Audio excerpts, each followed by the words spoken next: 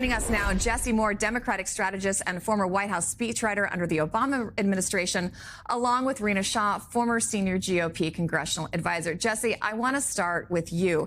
This has been a really interesting fallout between MAGA faithful and, not so faithful. You've got Laura Loomer, Nikki Haley, and Steve Bannon slamming the Doge leader's comments as they look to curb immigration overall. And then you've got this big pushback from the tech sector. How does Donald Trump, who paints himself as, a business-friendly guy, but also somebody who wants to crack down on immigration, how does he navigate this issue, not only in the wider realm, but within his inner circle?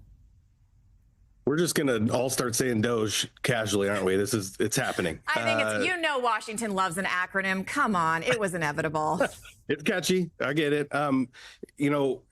We're about to find out. And I don't just mean in terms of what's going to happen with H-1B visas. I mean, in terms of this tenuous coalition that Trump just rode to victory. I think everyone's declaring this a decisive victory, and that's not wrong, but it's also a very finely knit together coalition that he relied on of people who it's almost like there's a Mar-a-Lago coalition, a wing of the coalition that just won, who think of his presidency as a place where you bring wine and gifts and flatter the host and get what you want.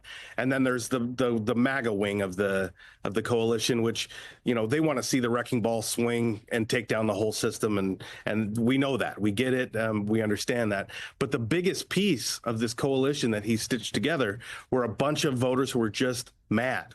And he's speaking their native tongue, which is pissed off. And that coalition, if he starts doing too much to take care of the Mar-a-Lago crowd or the MAGA crowd going down ideological rabbit holes and not bringing down the cost of groceries, he's going to find out really quick how fast this can fall apart.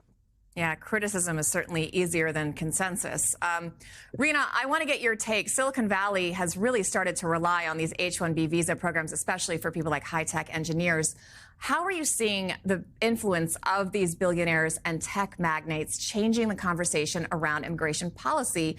And, Jesse just talked about his base. Where do you see Trump winding up with, the more populist camp or with these tech folks who are many of them making their way down to Florida to go see him? One thing is for sure is that America has needed a serious national conversation about how we make America great vis-a-vis immigration. It's been had in Washington and it's been debated hotly about who merits being here, right? But one thing we've never really seen is a fight out in the open about one particular visa program like this. Now, I'm an American of Indian descent. My parents immigrated here, and I see Silicon Valley stacked with a great many of my countrymen, I guess. Ancestrally speaking, Indians are dominant in tech, and people know it. If you're going to not take Musk's side on this, you're not going into the future for America. You're not rooting for America, actually, because in othering these Indian Americans, what you're doing is saying they're not like us because of one thing, this. Skin color. And that's just flat wrong. So one thing we need to talk about in the Republican Party is how these people should not be taking up the oxygen. And these people are frankly racist. It's been dubbed as a Musk versus MAGA fight. I refuse to believe all MAGAites are racist. I just don't see it that way. One thing I think we can agree on here, though, is that capitalism does create these cultural dilemmas. And that doesn't mean that capitalism is bad. It creates good outcomes in so many ways. But this is an ugly side where you start to see people who have these really horrible views look around and say, look at these examples of people taking our jobs. Hey, buddy, you probably wouldn't be having a great many good things happening, technologically speaking, were it not for these workers who took advantage of this visa program. It's almost as if these issues are really complicated and nuanced and probably shouldn't be boiled down to posts on social media. Jesse, I'm trying not to be Debbie Downer here towards the end of the new year, but we've got this new Gallup survey that shows just 19% of Americans overall are ending the year feeling optimistic about the direction of the country. That number is 30% among Democrats and just 9% among Republicans. But this isn't unique because you'd have to go back over 2 decades to find when more than half of Americans thought the country was on the right track. Why is this happening? If somehow the country constantly feels that they're on the wrong track and we're just knee-jerk voting for the other guy every time. Do we risk getting this constant cycle of looking for change without really paying attention to policy? We don't risk it. I mean, I think that's the reality. And, you're pointing to an existential challenge with our democracy, which is people feel disconnected from the systems that both keep us afloat as a republic and that move us forward as an economy, as a culture.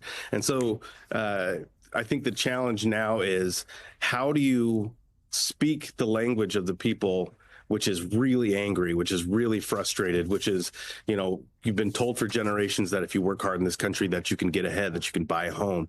And the economic reality really, since there's a few different starting points you can point to. You can talk about industrialization, you can talk about NAFTA. People have been losing their handle on that promise, and generation after generation, we've been getting closer to a precipice, and I think we've hit it. And I think it came when, the Generation X kids started to have to move back home, and they started to realize, like, our kids, these millennial Gen Z kids, aren't seeing as many opportunities, even with a college degree, as I saw when I was growing up in the 90s or in the 80s. Yeah. And I think we've hit that point where it's just starting to feel really real that, wow, this might not be a blip. This might be a direction we're heading economically. And I don't think there's been a political solution to that yet.